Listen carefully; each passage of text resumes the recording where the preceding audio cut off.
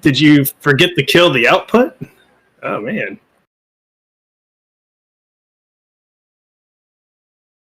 Hello, everybody out there.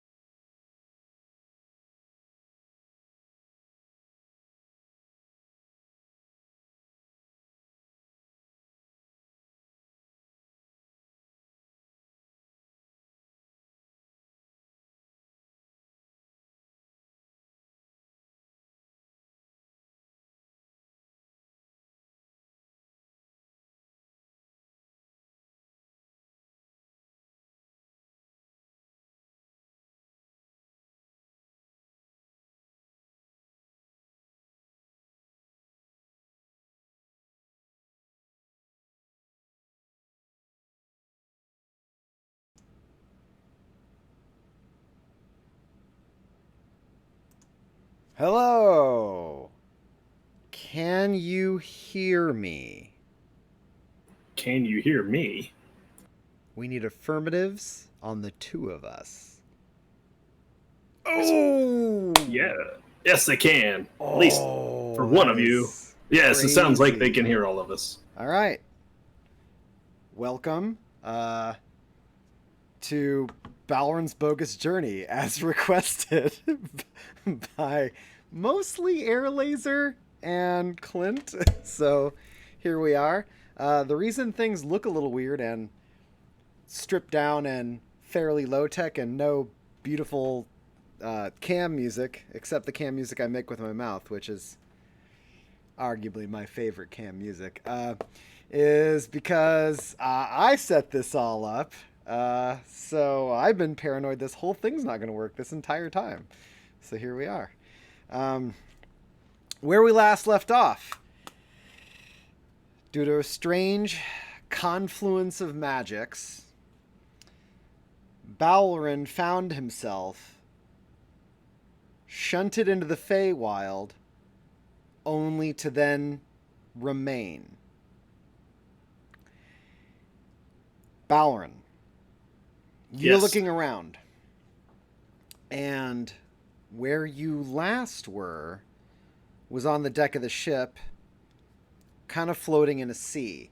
And here you come to, and it's a vivid, tall grassland. It comes up to about your chest, and as the grass waves in the breeze, which flits and ebbs back and forth, it's eerie that the blue tips of these flowers, there's blues and pinks, start moving oddly like waves. And sitting over on a high table, jotting down in a journal, sipping a cup of tea, is a fox sitting upright.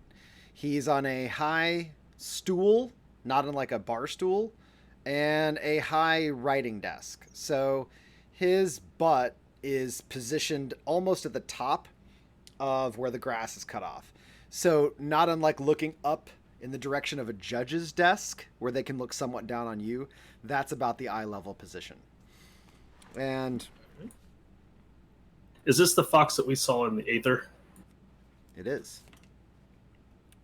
If only I'd paid enough attention to remember his name.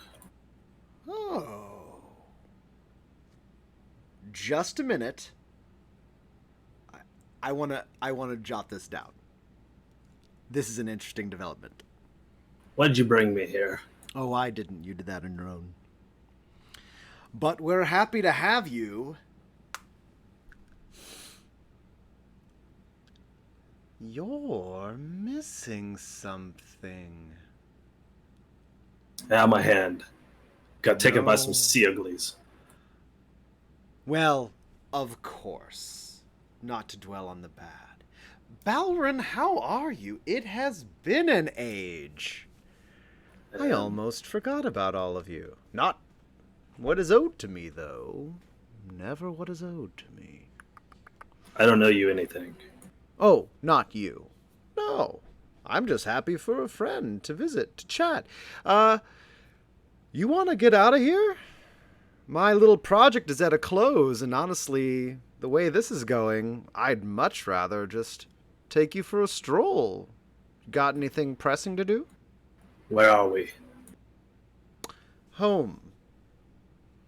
When we first met, I was on holiday. But here, we're home. Well, it's confusing. Look at it this way. It doesn't matter where we are, because do you really care? Suppose not. How would you like a drink? What do you have? I know a very good place, if you feel like coming with me. Sure, lead the way, Fox. Great. He starts walking along, and as he hops down off the cage, he pulls out a little napkin, and you see he sets them down on the napkin. As he grabs them and moves them, that in that hand motion, they shrink down until they're miniature. And he folds it up in like a bindle and sticks it over his shoulder. So, just to be clear here, we're going that way. Now, I don't know how you feel about traveling, but stick close to me, and remember, can't trust anybody here. But if you don't care, that also doesn't matter. So I just want to be that we're on the same page. Also, can you do me a favor? Can you open this jar? And he hands you a mason jar. What's in it? You look and you see there is a little bit of sand and water. And that sand and water is the water is hitting the sand like a wave coming in from the ocean. And the sand, though it like ebbs, doesn't get pulled across. It's almost like you're looking at down into a miniature little biome of a beach. Balren takes a look at it, notices all of that, then flicks it back to the fox. Nope, sorry, afraid I can't help you. I only have one hand. Sorry about that. Didn't mean to insult. He pockets it, and he keeps going. As he goes down, the path meanders till you see a lot of piled up rocks. And then the forest is growing. These trees are growing in big spirals. It's almost like people twisted trees into these spirals, then go sideways. So the canopy is kind of up and out. It's almost like you're walking into a giant overgrown bramble, except they're whole trees. And as you get going, you start hearing tavern-like music. Just like a rousing, fun, not necessarily in tune of a fiddle and a lute and two loud voices kind of bellow cheer singing over a crowd. And when you guys walk through the tree line, you see that in a glade there is a bar, a number of tables, there's no walls, the canopy completely encloses so you can't see the sun right now. However, the sun is currently behind you, and it's tough to tell if it's setting or rising, and you can't see any stars yet. And when you came into the tree line, you noticed that all these trees cross over and kind of make beams like a ceiling. Inside, you see there's a man behind the bar who has tiny little horns right here, and he's got on a nice looking vest, and he's got the floofy arms, except they're tied up with those little like girdles that card dealers would have in the Old West, where they pull back their sleeves and they're held in place. And he is polishing drinks for everybody. And you see that there is a woman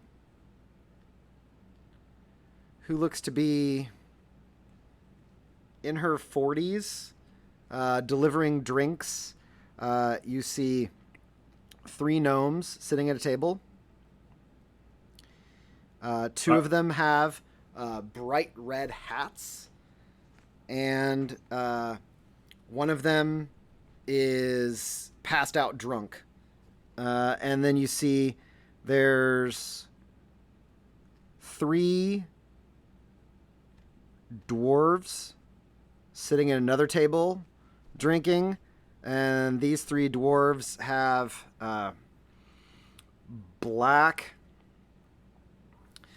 corded looking beards, and they appear to be playing some sort of game,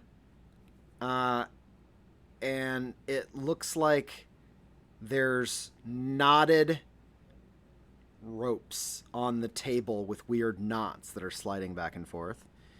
And you see 6 elves around the bar. 2 of them are at a table alone, and the other 4 appear to be drinking at the bar, discussing things with the bartender. And the music, when you come in, you see is being played by 2 minstrels that appear to be human. All right, first question. Are any of the gnomes a skeezer? They are not. Okay.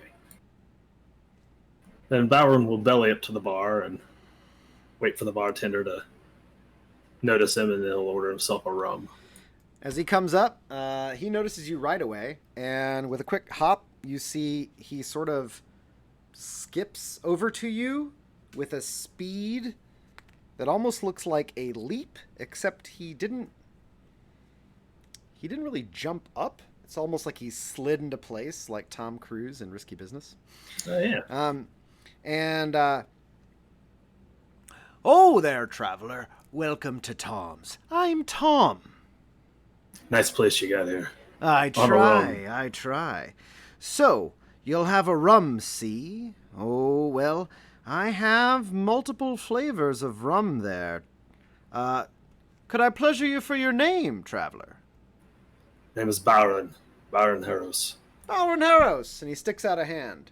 Welcome. You drink at Tom's, you'll never forget it, Balren Harrows. Do you take his hand?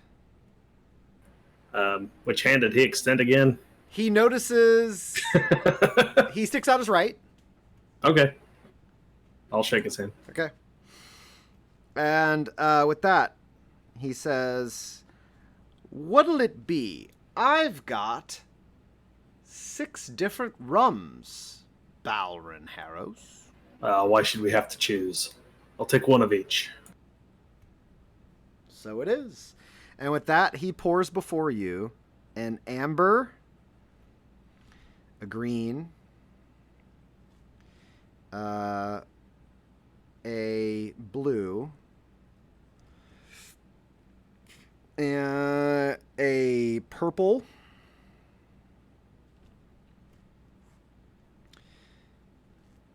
a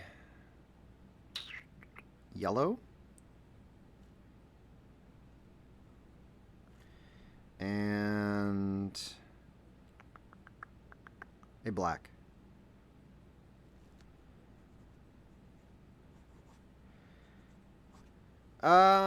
Shall I be running up a tab for you then, sir? Sure. And then you see the fox like, he's with me. It's fine. That is, you're with me? Or would you be paying then, Balren? Thought you told me not to trust anybody here.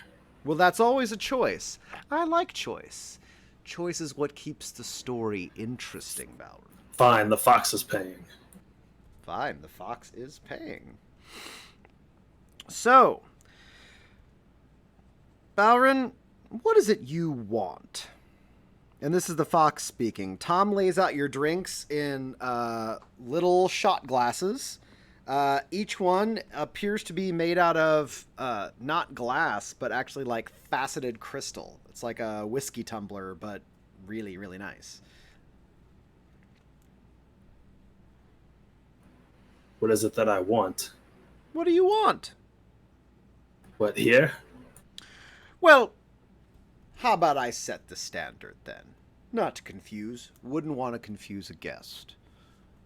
Balren, I want a good story. And after I have my good story, I'll use it to share, to entertain, to show people that I'm an eye to be trusted. See, that's how I play the game. I like to tell stories, Balren. And, interestingly enough, you and your friends, it's hit and miss. I mean, there's some parts that don't make a great deal of sense yet, and the overarch is a little to be lacking. I mean, to be fair, in the second act here, you appear to be wandering around without a lot of direction. But you know what? I think with some fine-tuning and a little bit of editing, it'll all come together nicely. I've had fun watching you, but sad to say, Balren, we're all going to have to wait and give me... And you have a kick-ass perception. 17 yeah. is my passive. Yeah, yours is one of the better ones in the group. So, when he mentions we're all going to have to wait, you actually see a side shot from the bartender. Like, he kind of looks over at both of you, and for a moment, you see a minor frustration. Like a shared frustration. The same vibe you would get when you're complaining about work and a coworker that's listening in as a third party kind of gives you that nod, like, yes, this sucks, without actually joining in the conversation. And you can see that the woman comes up to get drinks, and her eyes are wrong. Her eyes are bloodshot, and she's got all these crow feet around her eyes. Like, something feels off. At first you thought she was 40 when you walked in, but now it's almost like you were wrong. She has to be maybe... Did we just have an office camera look? Okay, sorry. Pants throwing me off. It looks like she's maybe in her 20s now. And you're not sure whether you were wrong when you saw her across the room or if you're right now. She human? She's human. And she gets some drinks, and he's like, table 2. And she puts it out there, and she's like, 2? Yeah, 2. Drop them off quick now. And she goes to the table with the 3 gnomes with the red hats. And you see she's a little scared to go. So that's what I'm looking for, Balren. I'm looking for a story and a place to tell, the right place to tell it. Alright, so what do I have to do with all this? You want to tell some story about me? Oh, I already am. You're in the book. I mean, I'm just watching, though. Very entertaining. Very entertaining. But the opportunity to talk to one of the players, I mean, that's half the fun, right? Sure, I suppose. How's it going with a little change up with your captain? He seems excellent. Confident. Fulcrum? Yes. I don't know. He seems to be taking it up quite well, other than he can't drive his own boat. Yep. Can't drive his own boat. Ah, it's a great comedic beat every single time it lands. Lovely. Yeah, they even got the old man back to driving again. How long do you think that's going to last? I don't know. Burl can drive his boat as long as he wants to. No, I mean an old man without a purpose. How long do you think that's going to last, Balren? Well, doesn't matter how long it lasts. He doesn't have anywhere else to go. He's stuck in the same fucking shitstorm they all are. Too true. Too true. If he was back at Glassgate, I'm sure he'd have wandered off by now. Perhaps Shepherd's Point to be with his boy. But as long as we're stuck out here, he ain't got anywhere else to be but on the boat. Shepherd's Point. I haven't been there in the longest time. The Grey Shepherdess. Always welcome. Always kind. Never takes. Only a giver, that one. So, how'd you end up here exactly, Balren? Because, to be honest, it surprised us. Well, I was with the crew and they needed to investigate something in a dream. So I summoned forth the magics and took us into the dreamscape and encountered some, I don't know, I suppose they were slavers, bounty hunters, whatever. And found myself in one of their cages. Next thing I know, that cage was here. Well, in the dream world, I couldn't escape it, but once it was here, I could misty step my way out, and then it disappeared again. I assumed you had brought me here. No. I'm not a taker or a doer, per se. I'm an observer. I'm a conversationalist. Now, if I have things about right over here, I imagine you're not going to be able to get out of this bar without some of these people wanting to share a drink with you. At least, it's usually the case. So if you were you, Balren, who would you want to drink with? And with that, he turns to the bar room as it is. Who would I want to drink with? So table 2, you see the gnomes. Go ahead and make a perception check in general. That's a 16. Okay. Table 1 is the dwarves. 2 is the gnomes.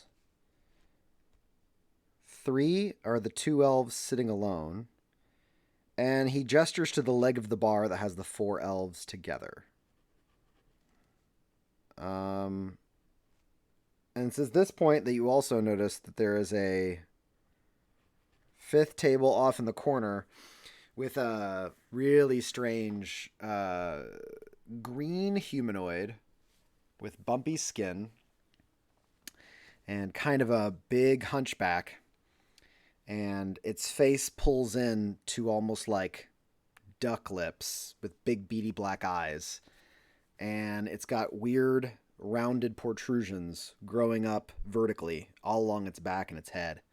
And it seems to be sipping out of a large goblet and poking at a dish, and it's being left to the shadows. Balren, you look at a group like this. You say to yourself, where do I want to spend my time? Where's my kinfolk? Where's the people I'd want to share a drink with? Well, I suppose intuitively I would move over towards the elves. But which one? And you have the 2 sitting alone and the 4 by themselves. So while you look, the 3 gnomes, on closer inspection, as you see them talking, you're not sure if the drunk gnome that's passed out is breathing or not. And the 2 gnomes sitting next to him have sharp teeth.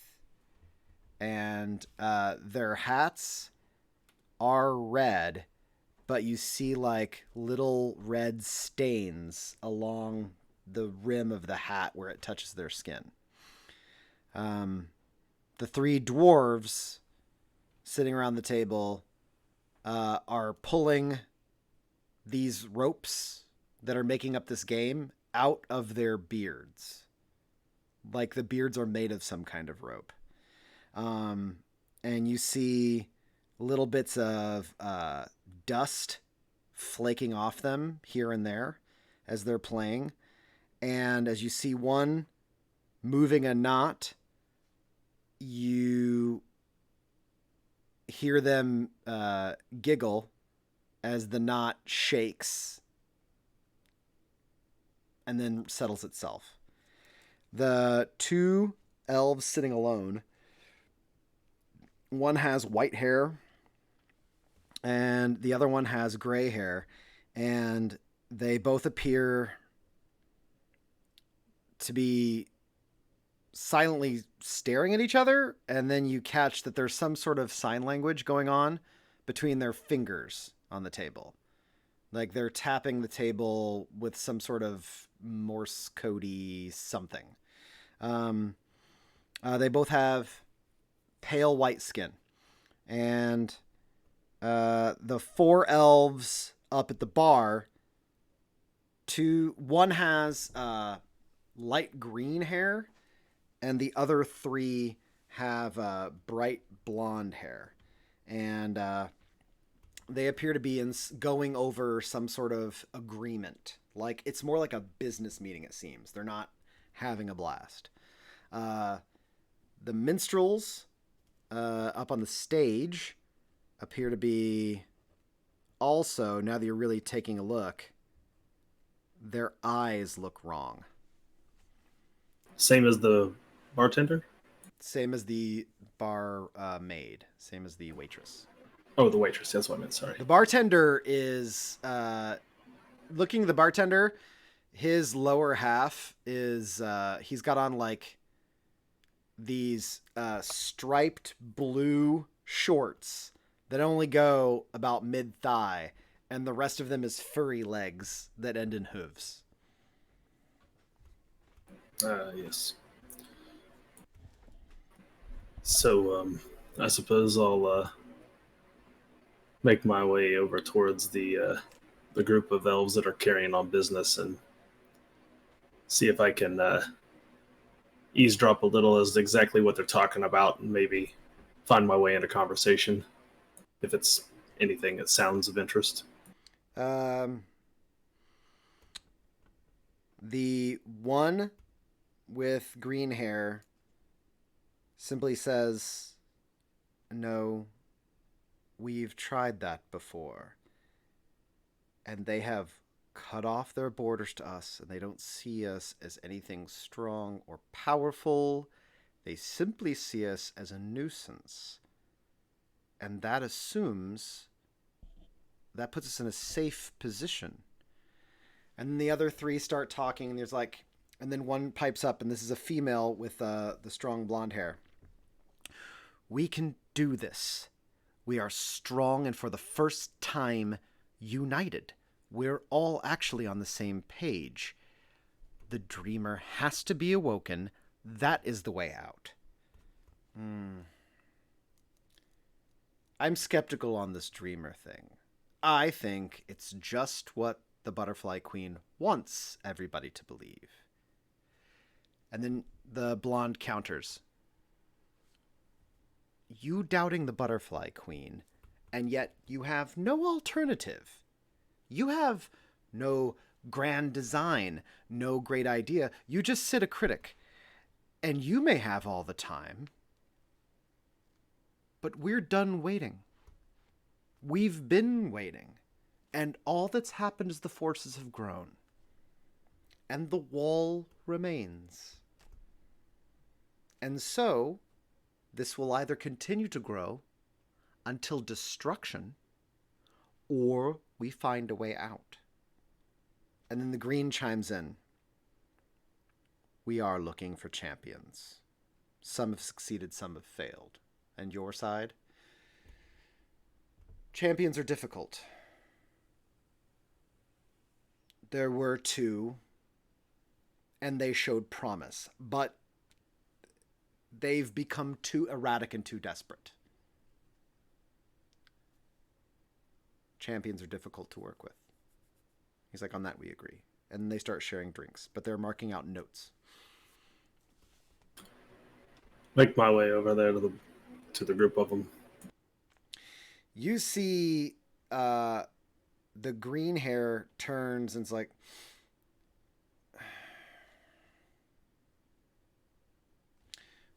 greetings. Greetings. Name's Balren. Balren Heros. I've couldn't help but overhear you talking about a dreamer. What do you know of the dreamer? Oh, my manners.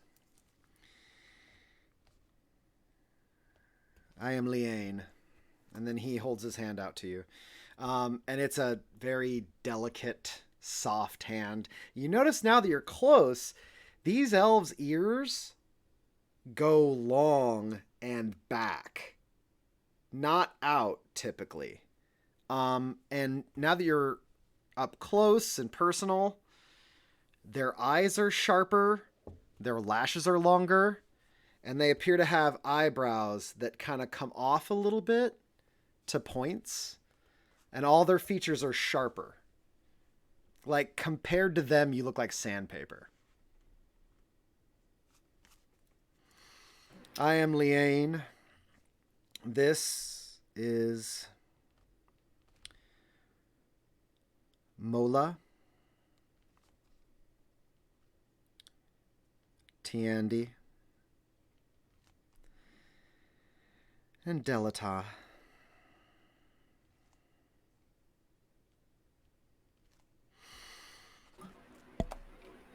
Well, nice acquaintance. I just happened to step out of a dream. But it was a strange dream. Wait. Why did you... What is this? And he's not talking. He's talking about you. Turn to the others. And the others are like, we did not summon him. And the green's like, but he's like, we didn't summon him. We don't know what this is.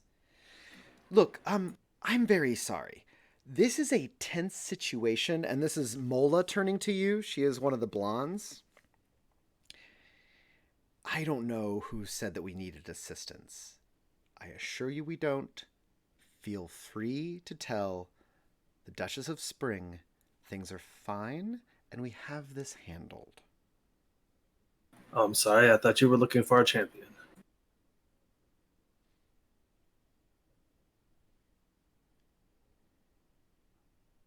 Give me a persuasion.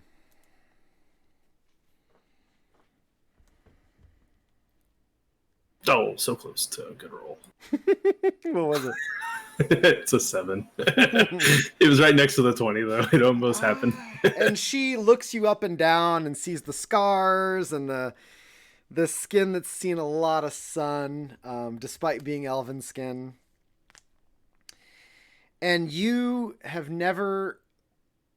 You've been around elves before, but you've never been around... These elves are looking you up and down and judging you visually the way you see elves judge humans. As if your appearance is not up to snuff.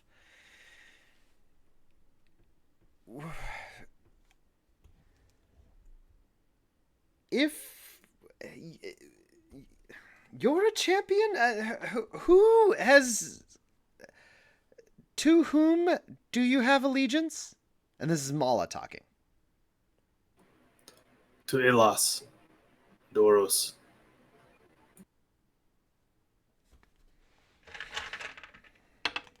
And I pull forth the trident with my ghost hand. Green's like, what is this all about? Is this some sort of... And then he's not talking to you. He's talking to Mala. We were on good terms. I am here as a voice like you, And I wasn't expecting any sort of outside influence in this discussion. And if this is some sort of trick or some sort of ploy to earn more, it is not appreciated by Spring. And by, oh, that one says Summer. It's not appreciated by Summer. And so Mullet turns, no, this is entirely, this is a guest. And then he looks at you. He's like, of course. Of course. Then by all means, guest, please have a drink. And they both set a drink in front of you. One is yellow and one is green. I've already drank my 6 from the bar. You never told me if you did or not. They were all lined up in front of you. Yeah. I And take those first. Here, I cannot assume you've done anything until you've told me. Okay, well, Balren will bring his 6 over and set him down. Knocks the first one back. Which is no what? particular. I don't know. No particular order. He just roll a grabbed. die then. How many were there? 6 of them, right? Amber, green, blue, purple, yellow, and black. The second one. Green. You knock back green, and green's like, well, we do have need of a champion then. You're interested in the job? And then Mola steps back and details, she's like, perhaps. See, I got here because I fell asleep. Brought my comrades into a dream, but it was not my own dream. It was someone else's dream. And then somehow, I ended up here. Of course. The old stories are the best, yes. Well, a word of advice, Ken. You picked the correct table.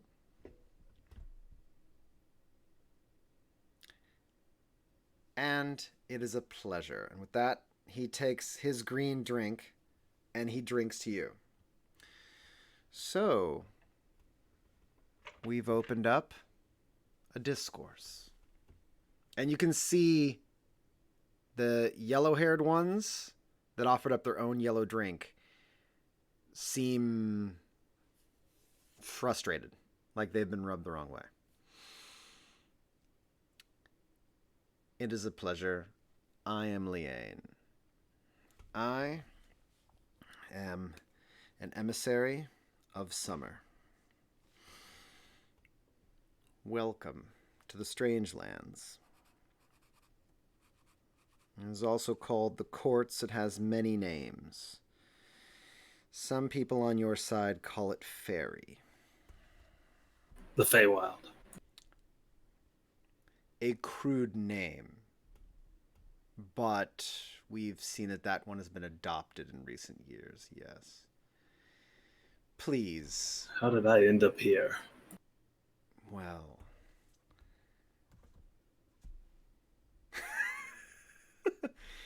That means that, like, that was driving Clint crazy that I had this, like, on your face. I had a cursor on your face. He wasn't having it. He was like, I can't see it. I got the screen covered up with my character sheet. I didn't see that it, was driving him bonkers. Well, I can't say how you ended up here. How your kind wanders in is always a little different. And I can't say that I can secure your way out. But summer needs champions. And you've already made a step forward in good faith and in respect to the Queen. And for that, summer is grateful. We are strong. We are vibrant. And we endure. And then you hear like on the other side. And for that, if you throw in your lot with us, we'll offer guidance. In exchange, you'll have a solid foothold in the places we do not. The walls are thin here. The walls of a certain type. But the great forest is now impenetrable. On your side, it's a storm. Ah, the storm. We can't leave either, Balren Harros. We, too, are stuck. But time here isn't quite the same. So, to that end, if you accept the position, we can offer a great many services. In exchange, all you would do would be done in the name of Summer. To further her strength, her pursuits, and her accolades. And to make this house shining and strong again. So when the chaos is undone, and the great forest is pierced, we'll ride out strong as having been the ones that pierced it. And that is something even Winter cannot claim. Balren's going to take a look over at the others at the table. They look at you, and they look at him. Well, he's heard your pitch, so now we get to go, don't we? He's like, certainly. But he drank my drink first. So my question will go first. Yes.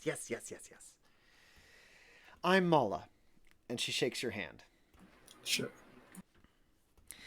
When you shake her hand, you are hit with a memory. Her scent smells like the lawn that you used to play in when you were a kid with Mom. And for a split second when you shake her hand, it's soft and delicate, but instantly that smell hits you. And all you can think of is it shakes you for a second. You haven't smelled anything like that for a long time. I'm Mala. We are a vestige of what remains of spring. And you bear the mark. You're one of ours, Balren.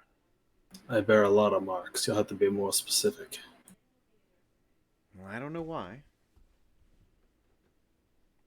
But it's interesting. You smell of spring, Balren.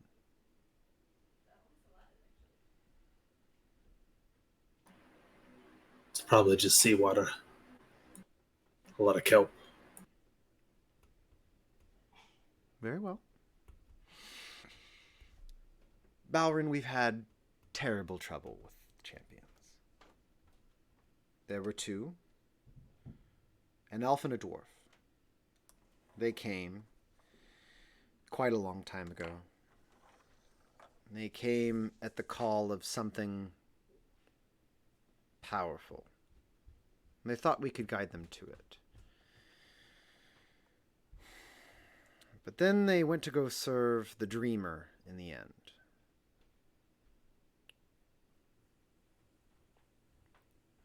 They've broken their allegiance to us. But I believe that they're still working towards the right end. They've cut off ties to us. They no longer want our assistance or associations. They say we can't be trusted.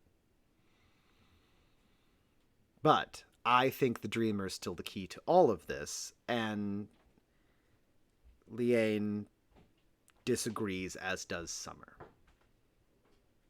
And Winter waits because Winter always waits. And with that, she shoots a little glance over to the table of the two elves sitting alone that have a lot of, like, pale and white about them. So, Summer made a pretty eloquent speech about riding out of a pierced forest, and what would you have me do? Wake the dreamer. Get our champions we've lost. Show them that we mean well. That we aren't here to... Spring can be seen as fickle. But in this, we remain true. The great forest traps us all. And a great many tragedies have happened in this place as the forces have grown into things so powerful that when they fight, too many die.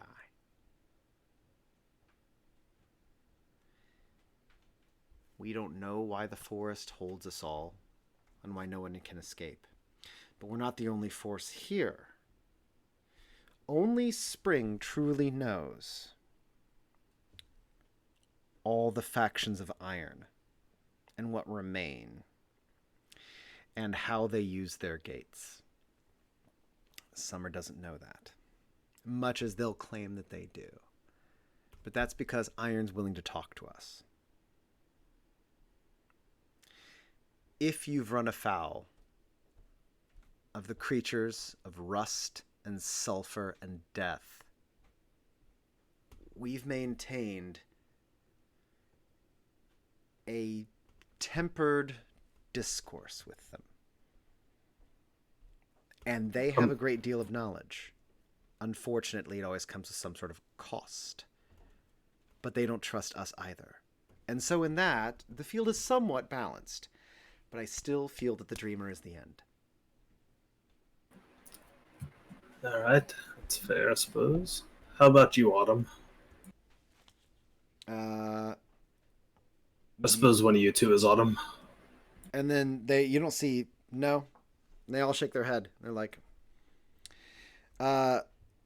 T&D, who was referenced, is a male elf with blonde hair that's sort of spiked about in all directions. Autumn fell weak and retreated. They threw their lot in with locals, and it didn't serve them well. They think there's an answer there, and that's fine, but they're wrong. The answer doesn't lie in any local. They don't know anything other than this place. The answer lies in those like you that have come here, want out, and will find a way. They thought the locals could be convinced that great riches would lie beyond the great forest, but they wanted none of that. Then why are you waiting? Waiting? They said winter always waits. If you're not autumn, that makes you winter. Oh, no, I'm sorry. I am spring. Winter sits over there. And then he's gesturing a table that's separate on the floor with two people with pale hair. I'm sorry, it's a lot of NPCs. Oh, those two are over at their own table. Yes, they are. The two that are just tapping to each other? Yep. Oh, that's winter over there. For the time being. They'll sit, and they won't involve themselves, because winter always waits. Do you understand their tapping, what it means? It's their silly coded language because they're afraid we're listening. Well, they'd be right. And that Mola cuts him off. But he's correct. But we have a lot to offer. And we value champions. We actually work with them. Summer's too picky. Ask him. Are you too picky, Summer? We value strength, And a champion has yet to be proven to be strong enough to work for Summer. Now look at you. No, you have expectations. I value qualities, and you have led a hard road. To have survived this long and to carry what you carry, I wouldn't make my offering lightly.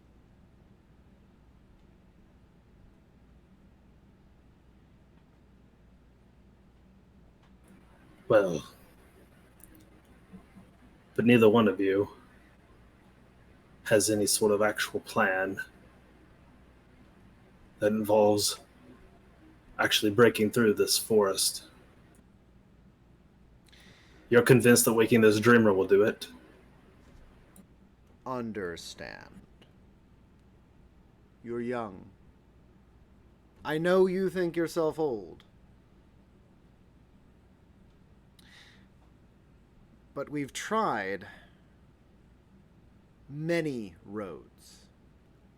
Axe, flame, the extremes, the ones we never thought we'd take. Every avenue before it. It cannot be done. These trees don't listen. They change. They push us away. They entwine. They form barriers, impenetrable. And when you enter, you exit on the same side, elsewhere.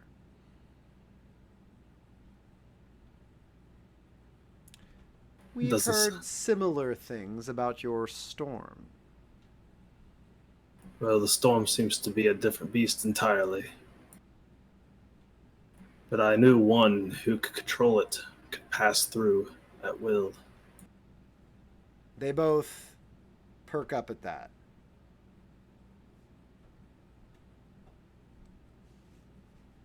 But they're trying to hide that reaction from you. Do you have... Who is this person that controls it? Not a person. Something far worse. Bound itself to a man. Rather difficult, evil man. And then the three of Spring start chatting quietly to each other. And they're speaking... do you speak Sylvan? I don't believe so. I speak Druidic. Okay.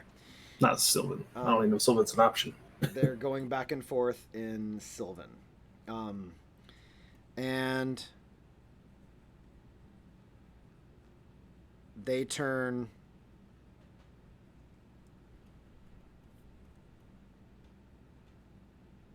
Is it true that the man bound has passed? This is Mola speaking. Yes. Watched him slain with my own eyes.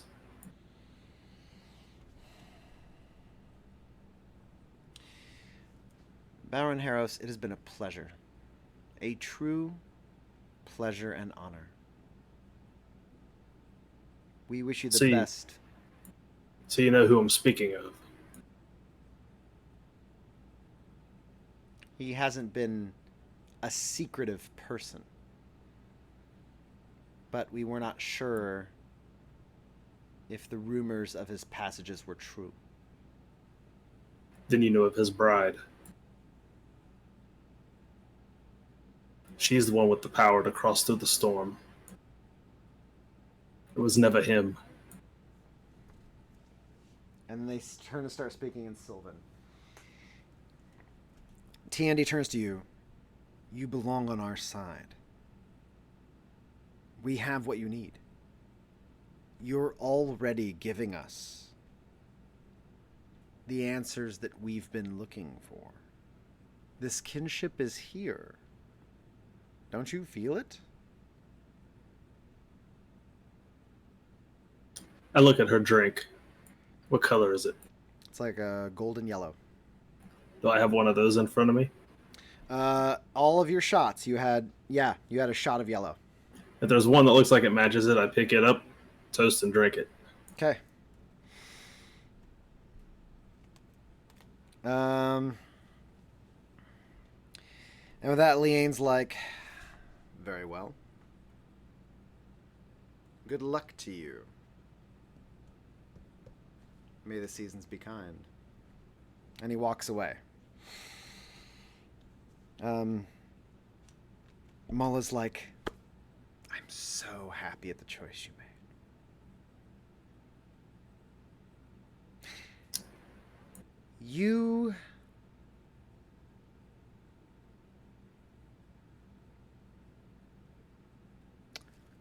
We're going to need a token. A token. Something that marks your dedication to spring.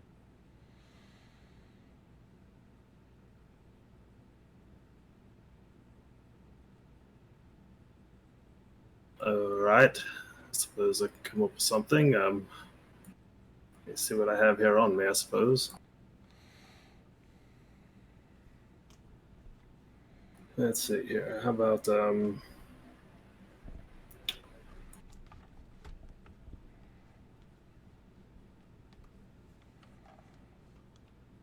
I take out the I'll take out my oh, what do I got? Oh, let's try those. That sounds fun. I'll start by taking out my my burrito seeds. Oh. Oh god, I forgot about those. I got some burrito seeds. Perfect. From this point forth, we'll mark you Balren Harros, champion of spring.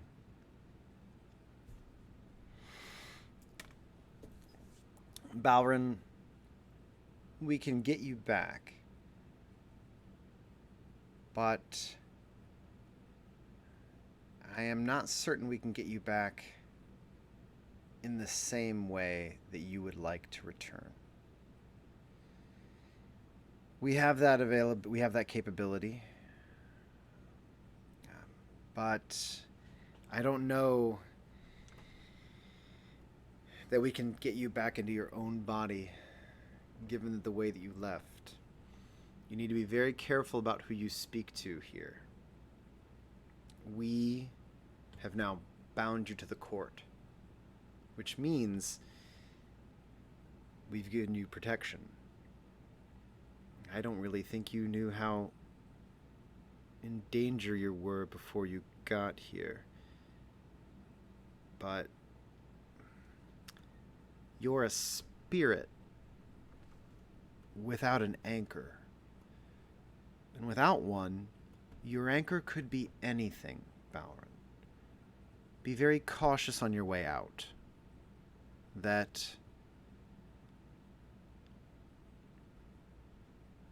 you don't take gifts, do favors. Be cautious. And Caro is just the worst. I saw you entered with him. Oh yes, the fox. I'd forgotten his name. He serves the Butterfly Queen.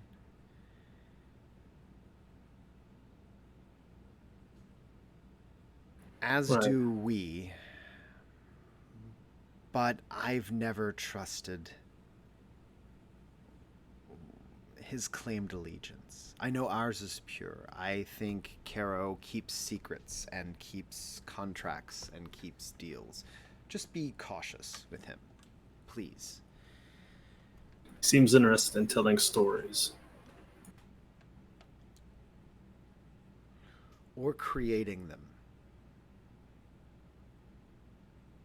I've never entirely trusted that Caro is what he seems to be. Please, Balren, we don't have a great deal of time. Once Liane left the table, we are under a time frame that we must return to report. But you're one of us now. I offered you a position. What can I answer? What is unclear to you? I can return you home, but if I can offer you guidance or clarity in any particular fashion, how could I do that for you? There's a star. up over the east. A new star. Doesn't move with the others. Stationary, just up over the horizon, at all times. It's calling me that direction. That we've seen. It's on this side. But on this side, it is a blue sun that sits, again, to the south. We've sent envoys, and Autumn protects it. We cannot go there. It's beyond our boundaries. Our spies have indicated that they are guarding some sort of tomb. Not Autumn per se, but the ones they've aligned themselves to. Some sort of earth people beyond the island of Magma. Okay. That almost makes sense. The Isle of Magma is the same on both sides. It's a very powerful place. I don't know what The dragon that lives there. No. Some sort of god. On this side. God. Mm-hmm. On your side as well. She seems to live in both places. Magma seems to be... Well, there's a lot of theories. Some say she's imprisoned there. Some say she chooses to stay, but regardless, she's a goddess, but of a tiny island. But we've seen others try and speak with her. The other locals. Potent ones. Ones that carry strong flames, strong spirits.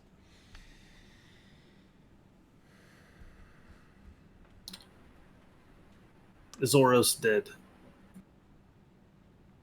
Wounded. Dying. The visions have been unclear. Our kind have seen gods come and fade, but for a god to die takes a great deal of time and concerted effort. We're convinced the storm is killing him. We just don't know how.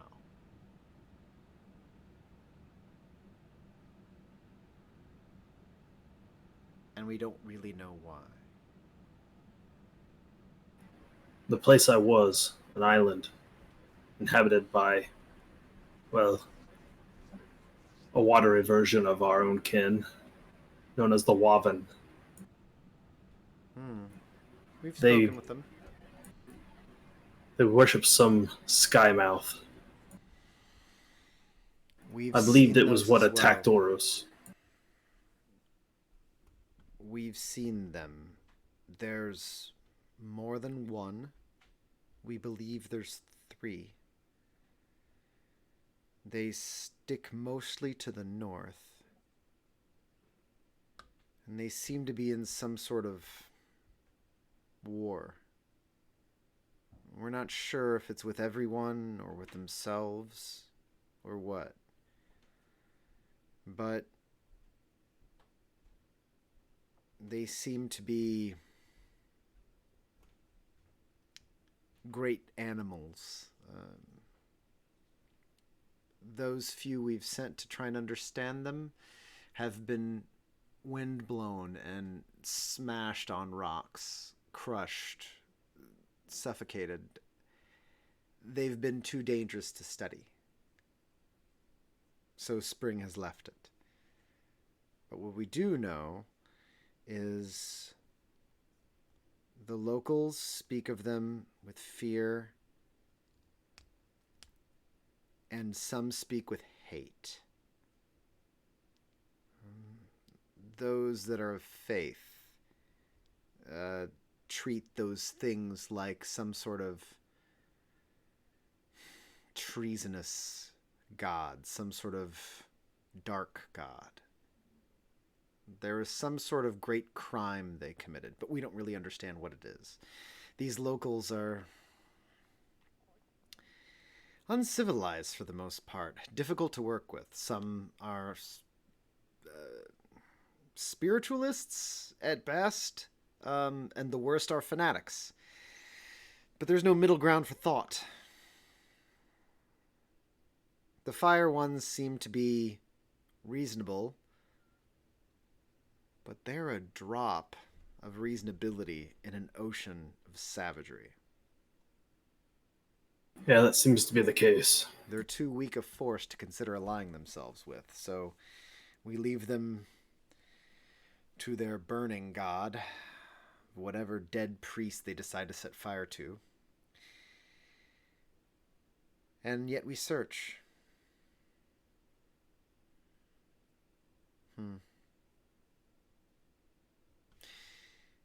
We don't have a lot of time left, Balren. Is there anything you would like to know?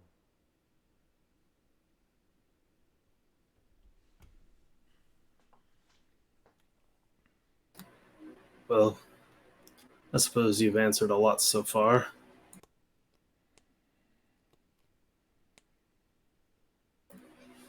I've observed for some time now that the Pantheon is, in my opinion, been under assault. There's new upstart gods all over.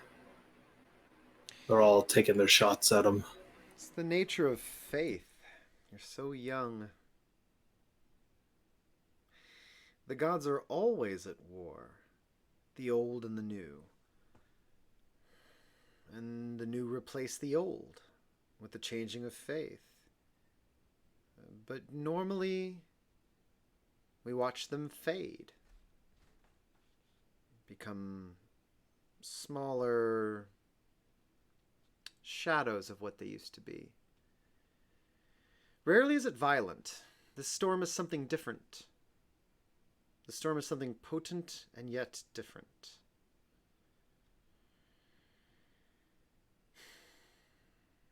And with that, she pulls out a tiny flower that feels. She hands it to you. Here. He takes it. This is your badge of office and also a way to speak to me. And you can see it's got 4 petals. Pull one, and I'll know you wish to speak. From there, I'll try and reach you. I cannot always reach you in a way that your allies will be able to see. After pulling the petal, you may choose to share something brief with me. If you must meet me in a secretive manner, if you wish to meet me in a way that's public. I should be able to hear it. Should. Be wary of the other courts. I don't know how they're going to react to this. You are the first champion taken by any court in 5 years. Of your years, which on our side is fickle. But spring is stronger for it. Who's this dreamer?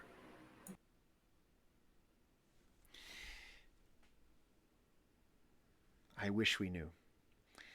It's a potent voice. When it appears, mountain comes with it. We've seen the butterfly queen has spoken with it, but she herself can't actually locate it. It seems to have a guardian that moves the mountain, at least here. Here things can be moved. Your world is fixed, and that's why a champion on our end would be excellent. So, we know it is strong. It carries a deep voice. We know it offers to be able to free us if we can free it. What makes you think you could trust it? Well, we don't. But isn't that trust? You never know. So why not try? There's always hope in trying.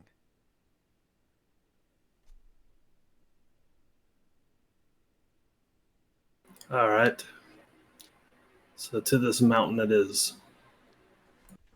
Good luck. I'll find your dreamer. We know the dreamer is seen. The Dark Ones think he belongs to them. We know that wherever the mountain goes on our side, it casts a great shadow. And the shadow cast by the mountain, it emboldens the unseelie. It makes them think they have some sort of allegiance. They've lined themselves around it. They want to claim it belongs to them, but they haven't been able to wake it either. So whatever it is, on our side, it's too hard to break. I wish I knew more. But that guardian is powerful. It is in constant battle with those that have allied in its shadow. Every time the mountain moves, the unseelie are always the closest already. They move in, the guardian arrives and scatters them. It comes from the sky. It's like a living forest that can fly. I've seen it. Well, Balren Harros, champion of spring, seems we have come into a wonderful acquisition today. I think I still have them. I'll reach in and pull out one of the scales. She touches it and it gleams. She's like, we had never thought it a dragon. That's why I asked if it was a dragon. Whatever this was, and she keeps sniffing it. It's a dragon changed. It was, and now isn't.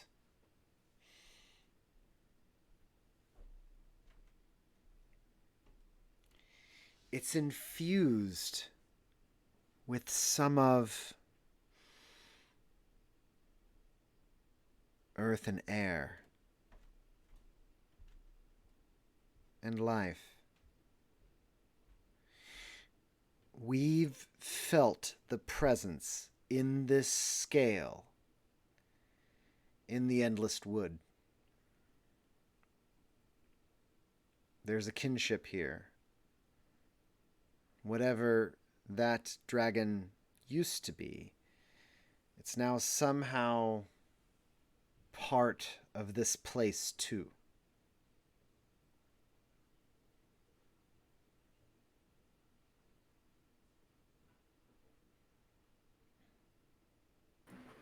In that case, I guess you can keep the scale. Thank you. The Butterfly Queen will be impressed.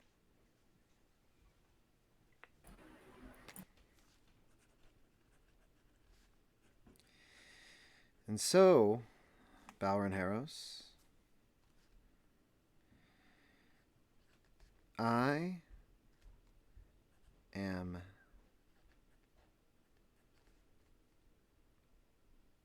Mist Knight, Mola Daysprawl.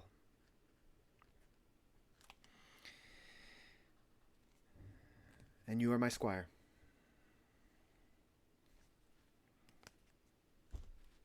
Cheers. She pours another cup for you. I take it and drink. Whenever you're ready to go, let me know. You can try other avenues first. Our way will not take you back to your body, and we'll make a new one. A new one. I can't return you to your body.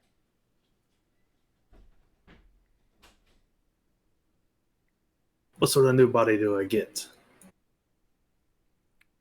One will grow.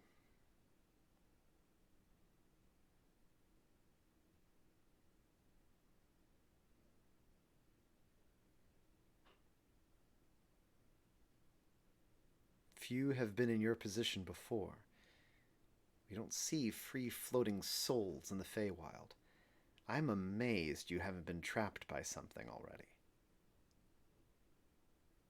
Any longer, you would have been in a box on somebody's shelf.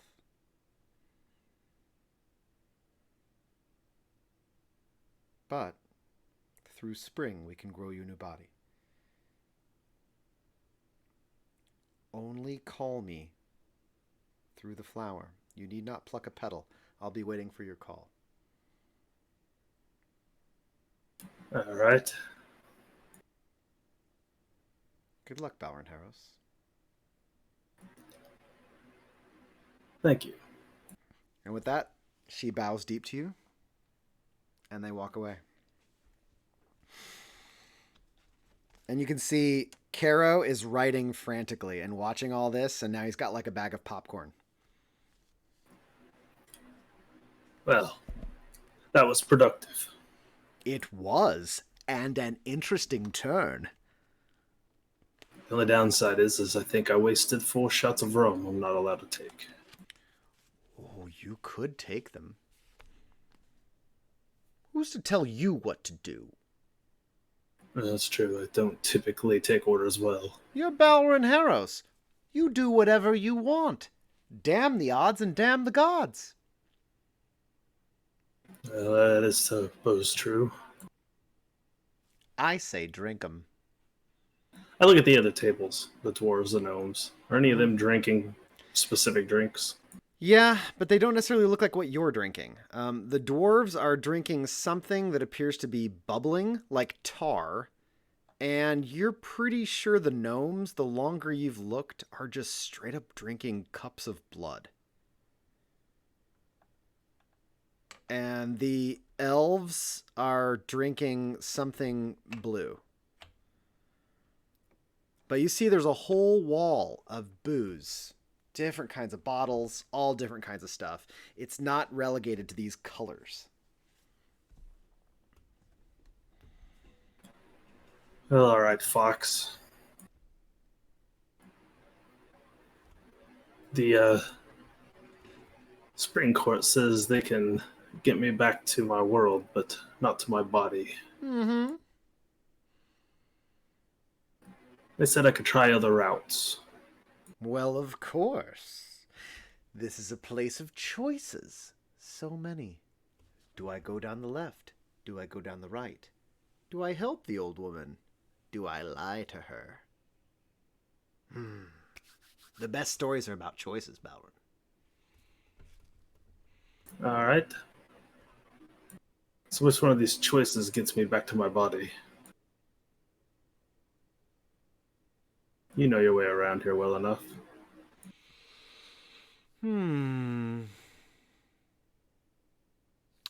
Well, I know where you popped over.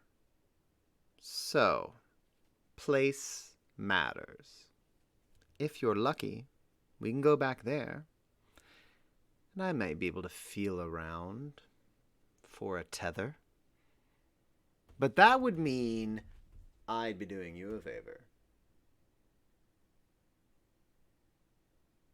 And that would mean I would want a favor. What kind of favor would you want? A favor. Oh, just a completely unremarked favor. Well, I don't know what I'm going to need when I'm going to need it, Balren. I don't know. You don't have any need of anything now? I kind of like to leave it up in the air, don't you? I mean, a surprise now and then? A roll of the dice? Isn't that what keeps it all interesting? Come on. You don't even care. You only don't want to give me a favor to spite the nose right off my face. And that's what I like about you, Balren. The grit, the anger, the fuck you of it all. But consider this. I get you back home. You owe me a favor. You go on another adventure someday. Out of the blue. Woo! Who gives a shit? But it's still on your terms, Balren, because no one tells you what to do. And I would be remiss from trying to tell you what to do. I'm just a storyteller. Tom? Yep, A couple more drinks here, Tom. of course. And then he comes hopping over, slides. No. And he puts a golden drink in front of you, only this time it's a full pint. Thank you. We always know what's best for the courts, my lord. And steps aside. Oh, look at that. I'm a lord now.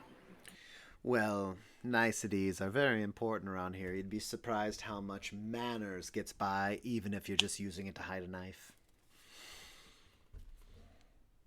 What'll it be? You know, I'm not your only avenue. There's no door. And you are in a glade. There's no walls. All right. Balren, I encourage you to go wherever you choose. Find your way. This place is rife with people that have gifts, have ways out. The doors are thin here. Just not if you want to leave the storm. But if you want to pop to your side, that's possible. I'm just trying to make it easy for you. You want your body back. Who wouldn't?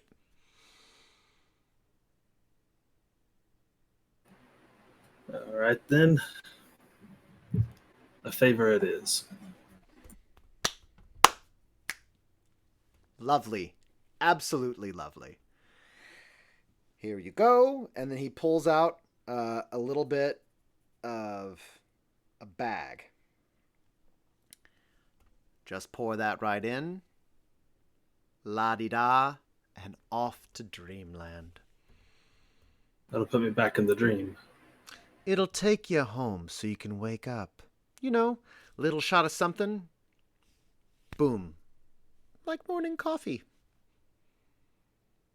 All right. It's a little bag of powder. All right. I think first, I'll take just a look around before I go. Okay. I don't know. Get up, kind of walk around the bar a bit, and Okay. take a note of the dwarves and the whatever creature thing that is that's sitting in the corner. The dwarves look up at you, and then you hear a weird, broken, hard consonant language, but it doesn't sound like orc. It sounds like and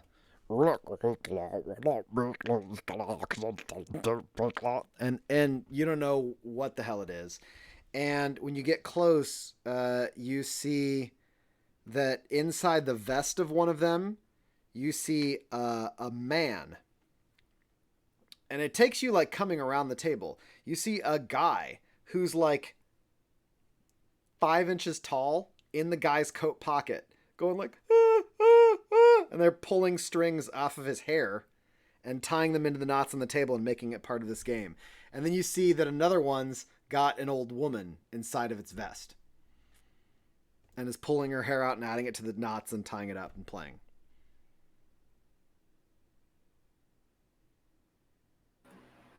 I say to him, do you weave colors into them?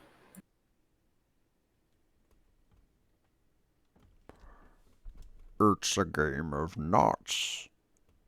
Would you like to play? Sure. Except I don't have a beard by which to weave one. Oh, you could use your own hair. It's what we use at times. It's just better when you increase the stakes. Sure. Sit down at the table with him. Okay. They move aside and they lay out 4 chords, one for you, one for each of them. They each begin with a single knot.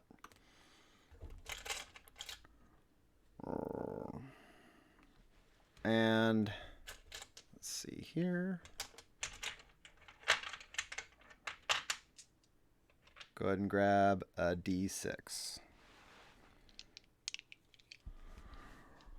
So,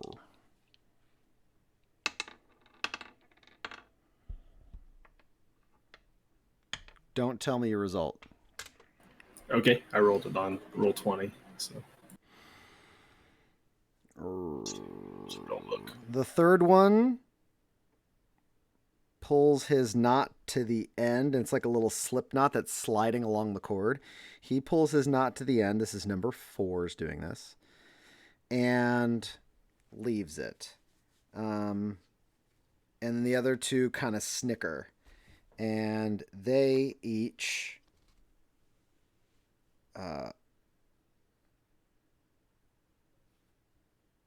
pull a hair off one of their persons, and then they tie a new knot onto it. he's left. Would you like to ante up? Sure. And so you see they're pulling a hair out, and when they lay it down close to the cord, it becomes a new knot that matches the hair color of the person they're playing with. Okay. And So I'll pluck one of mine then. okay. You pluck one of your hairs.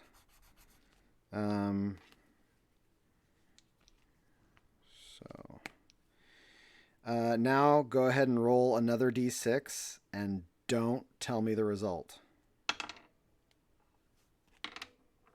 Okay.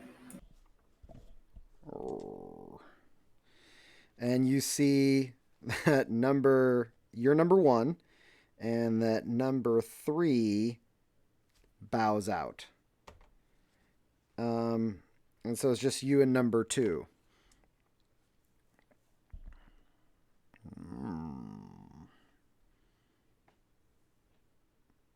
I call.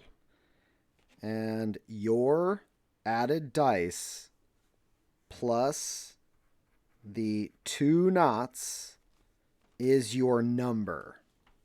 What's your number? 12. His is also 12. I rolled a 6 and a 4, and then 2 I knots. rolled a 5 and a 5. And so the other 2 look at him like, and he's like,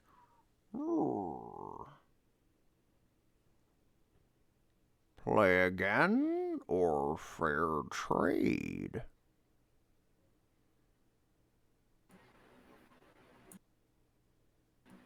and the other 2 look tense What and sort of amused.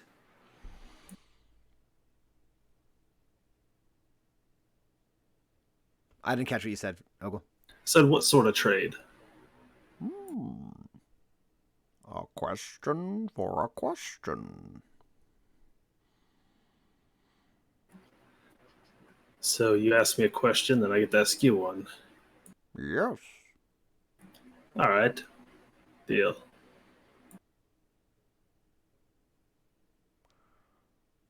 What's the one thing I could take from you that would make you want to die?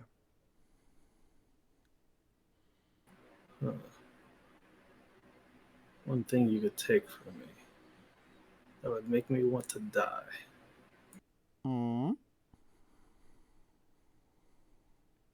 Ugh.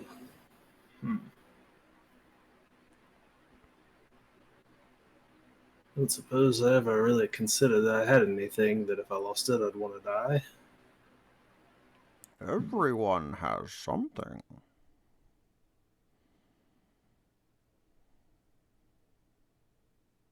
Hmm.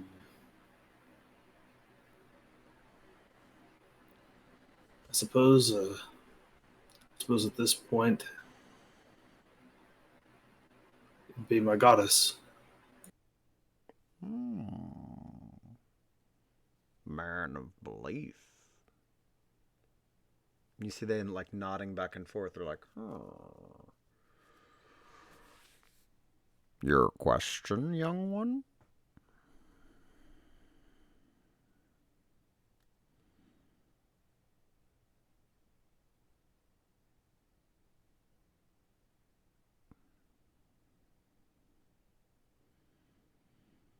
I know of a man with threads like this woven into his arm.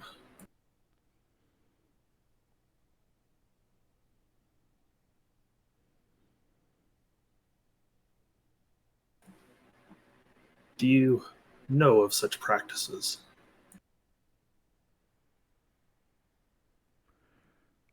I know weavers.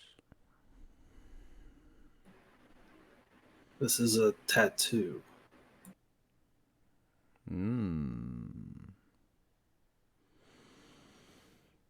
There are 3 weavers within the forest, stuck here. Does he still talk to the weaver? We were trying to through a dream, and that's how I ended up here.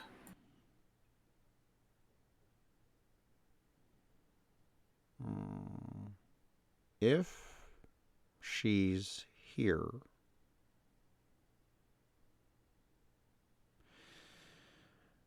she is one of 2. The third is one of the silent, great, proud bird killers. The other 2 is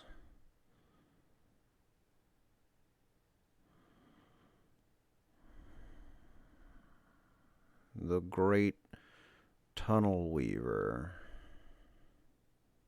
She weaves in colored threads, builds cages for Yes, those that cry pain, sin, and grief. that sounds like the one. She's one of the Iron faction. The Iron Faction. Hmm. And then there is the Sinstress. She makes soldiers for the Iron faction. She trades in sins. She drains from the broken that have given themselves to the iron.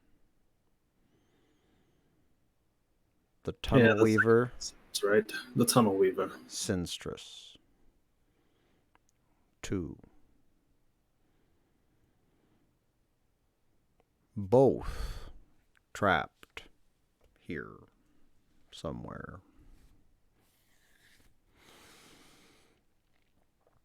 Are they also trapped on my side? Not yours, not mine. Another. And then one jabs. Got another question, didn't you?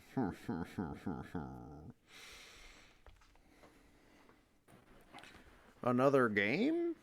or no? All right. Play another round. Yay! So they set up their cords down to a single knot. And you can see the people inside. You faintly hear them in their jackets. When the jackets open, they can make eye contact with you, begging to be freed. One looks like a old human man, and one looks like a old female dwarf. And so, don't tell me the result. The one you were just talking to does not hide his reaction well, but is unhappy with his role.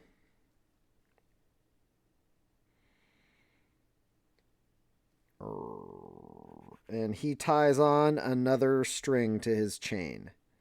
3 ties on another knot to his cord. And once again, number 4 quits. Auntie again? I tie another one on mine.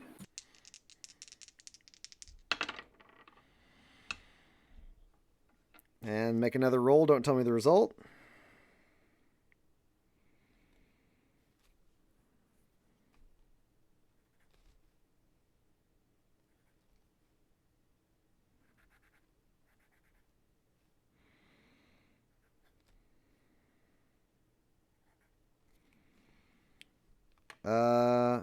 This time,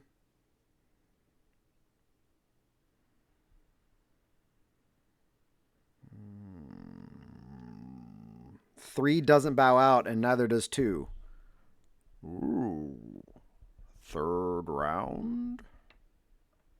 Third round it is.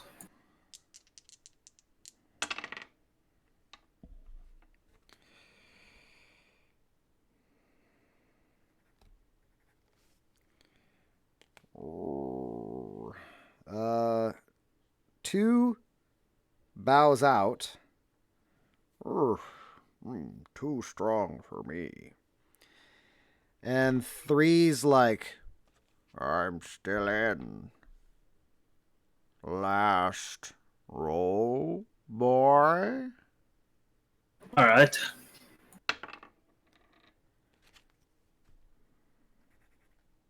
so if my math's right, we got 4 knots on the string, right?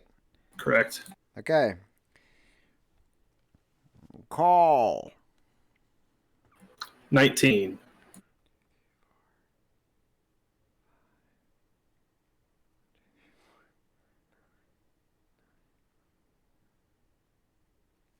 Okay, gotta do my maths. Hold on.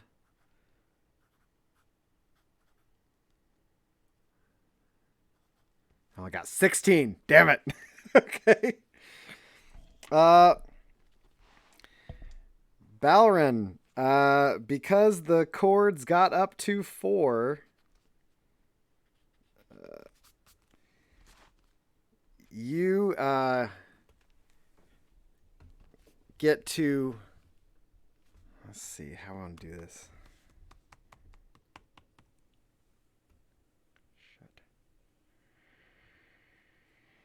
All right. Balren, you get 4 charisma points. Like, Yeah. stat. Yeah, you just became 4 points more attractive.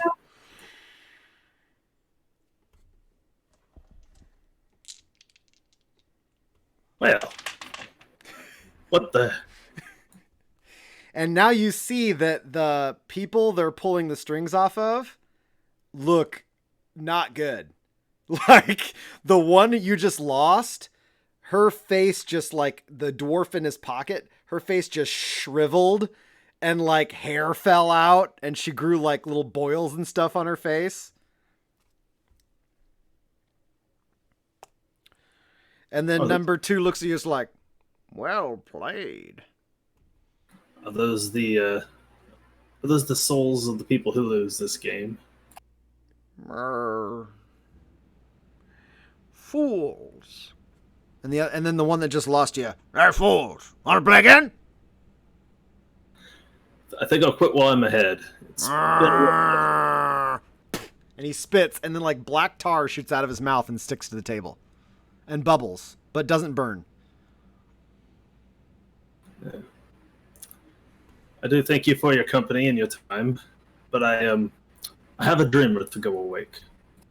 Gonna wake the dreamer. I'm Abo. Well played. Thank you, Arbo. Good luck with your next fool. Chance to your name, then, stranger? My name is Balren. Balren Harrows. Ah, Balren Harrows. Balren Harrows. Good luck out there. Hope spring's nice this time of year. All right. Well, actually, the payout VTAC was 4. He got 4 charisma. I got 4 charisma. It took me his charisma just boosted to a +2 total bonus now. Yeah, I went from -1 to +1 on the phone. So all it did was it got rid of the only stat I had a negative bonus in. So now I have only positive bonuses. The guys are gonna hate this because Balren just got cooler. Only according to the character sheet. They still won't like him any more than it was. I intentionally tanked his charisma at character creation because he's not supposed to be likable. Nice. So it's funny, that's what I got. All right. Now what? Well, I don't think I want to talk to the gnomes. I believe them there be red caps. So we're going to move on over to the weird-looking thing in the corner. Okay. I sit down.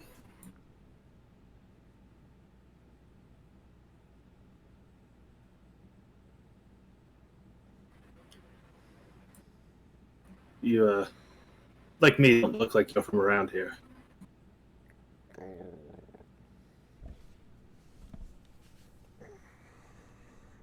I'm not from around here, no. I'm from deeper in. Care for a mushroom? Sure. I'll take a mushroom. And then he hands you a mushroom off his back.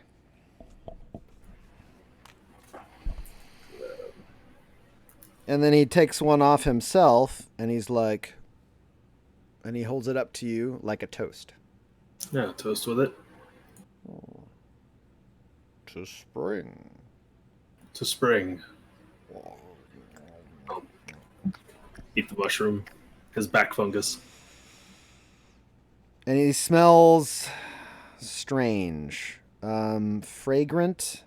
The air is more humid near this thing. Sitting at the table, its head is still like 6 feet off the floor. So you think standing, this thing's got to be like 9 to 10 feet tall.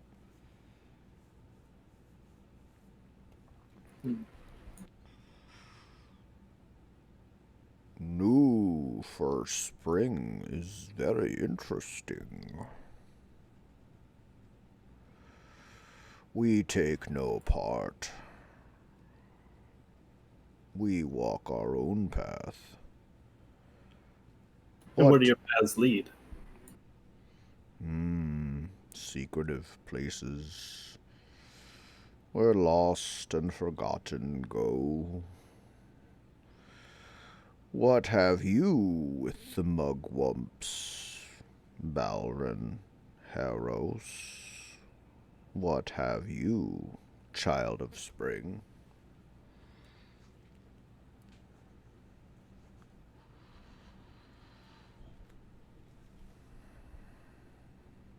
Well, I've found my way here into the Fey courts. Unsure of exactly how I got here. Just trying to see if I can find a way home. The fox has offered me some powder. Drop into my drink. Says it'll take me back.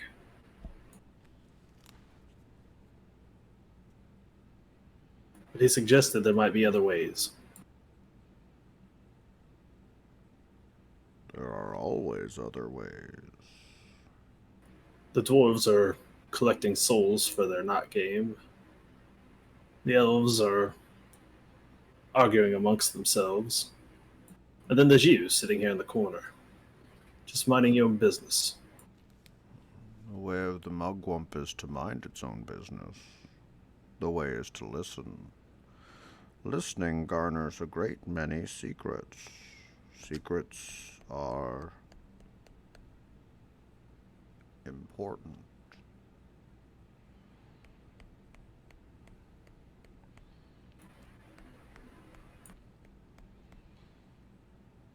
So you collect secrets, do you? We do. Would you have a secret for the mugwump growth? I know a few secrets.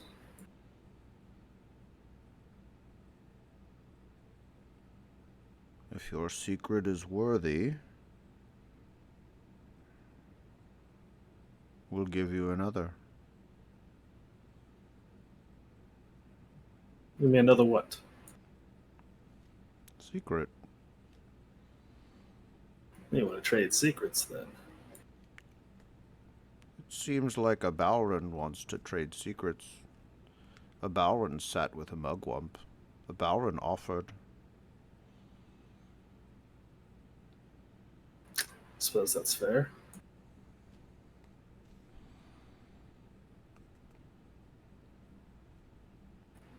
Alright, then. I'll tell you something I haven't told any of the others.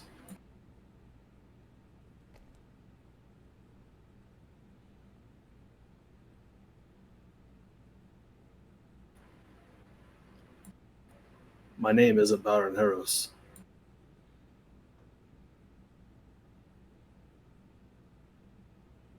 It was a name given to me.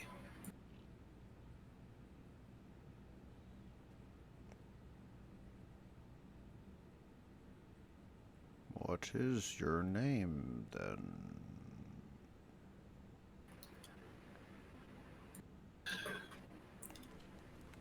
My name is Xander. Xander what? Xander Crystalthorn. My father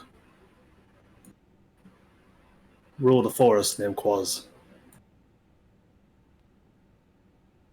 We know this forest. This forest is 1 and 2. It is, and it isn't. Yes. One of my father's diplomatic missions, I'd become fascinated with the boats.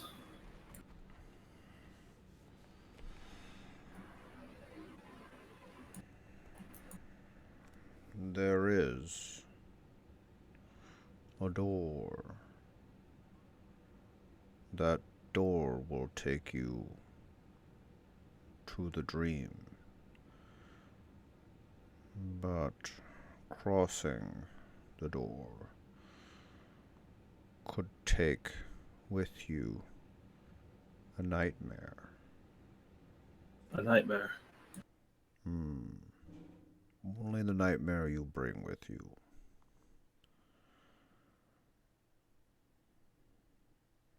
I don't know if I brought a nightmare with me. I'm an elf. I don't exactly sleep. Then a shadow.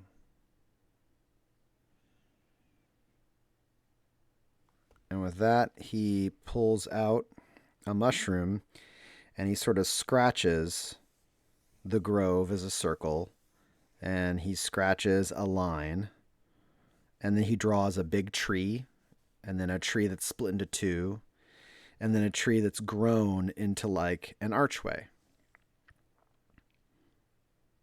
He points to the archway. And this is on like a big portobello that he's scratching on the surface. Okay. This, when the pink blooms are full and open, goes into dream, and the door is there. You will smell... It is different from everything around it. And that would mean the gate is open. Xander. Crystalthorn. All right. The growth thanks you. We've grown another secret today. And when he says that, you see a little green mushroom grow off his shoulder.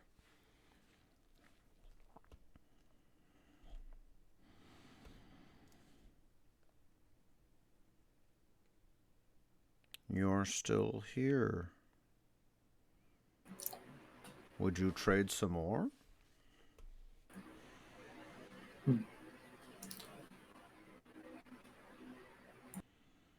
No, I think this will do just fine. Thank you for your time. May spring rain. May spring rain. You can see that what he's got in front of him that he keeps looking down at is like a little growth of little mushrooms, and he moves one, and then it's like he's tending a tiny garden built into the table. What do you do? Well, at this point, Balren will go ahead and basically just excuse himself from the seat, taking his Portobello map with him. Mapabella. Mapabella. Okay. So, what do you want to do? Gate, spring, or powder? Well, it seems that those only get me back to the dream. The powder seems the only way to truly get back to my body. My other thought is if I take myself a short rest, I can regain the ability to enter the dream myself. Because I can recast dream. So, it's not so much that I really needed any of these people. It's just seeing what else they might know. Now, I'll go ahead and, since I paid for it with a favor, I'll go ahead and use the powder. Okay. See if the fox is telling the truth. Okay. You pick up the powder and start pouring it out. Are you pouring into a drink? Are you pouring it into your mouth? What do you do? It sounds like it's supposed to pour in a drink, so yeah. I'll put my drink and I take it. You pour in a drink, and as the powder hits it, the whole thing, your glass starts to slowly turn, and it shrinks and becomes a coffee mug with a hot cup of coffee in it. Oh, fuck. I ruined my goddamn drink. Oh, well. I take it. Okay. And when you take it, it's like, you sit up, and you're on the deck of the Grit. And when you sit up, you see there's a burst around you of all this green fog around your body. And you see shadows and shapes, and next to you, sitting up. Oh, mouse. Sorry. Jeez. Jeez. Everybody's like, move the goddamn mouse. In all this green mist, you see legs of people. You see maybe a skeezer. And then sitting up next to you, you see a Balren Harrows get up and like, Jesus, that was ridiculous. And that's where we're going to stop.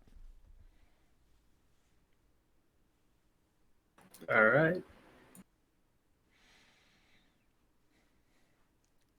All right, everybody. Tomorrow night, Everstorm. We'll see what happens With a full crew. with a full crew. Spin the goddamn totem. What is going on? I don't know what they're talking about. All right. Thanks for coming out, everybody. This is a lot more people than I thought. So this is cool. Thanks. Thanks for supporting a side scene. Yeah. Damn me. What? No, you gotta keep going. You got to leave on a cliffhanger. It's good. I think she was mad that I took the drink. I think she wanted me to take the mushroom map out. So. Yeah, Pan loves side scenes because when it's just one player, I can screw with them way more because when it's all 5 of them, they're like a mob I can't touch. They're damn near bulletproof. All right, so that's it. Thanks everybody for coming by. We'll be back 10 p.m. tomorrow, so less than 24 hours. Thanks. Thank you, Ogle, for doing this, and congrats, you're hot now. I guess so. Let's not exaggerate. I'm only up to 13. Man, you kept going in. I'm like, I'm gonna fucking kill him. Like, it's gonna kill him. I was looking at my rolls and I was like, I hadn't rolled less than a 3 on anything. I know, it's like fucking awesome. You just shredded those guys. All right. Have a good time, everybody. Take care. Let's see.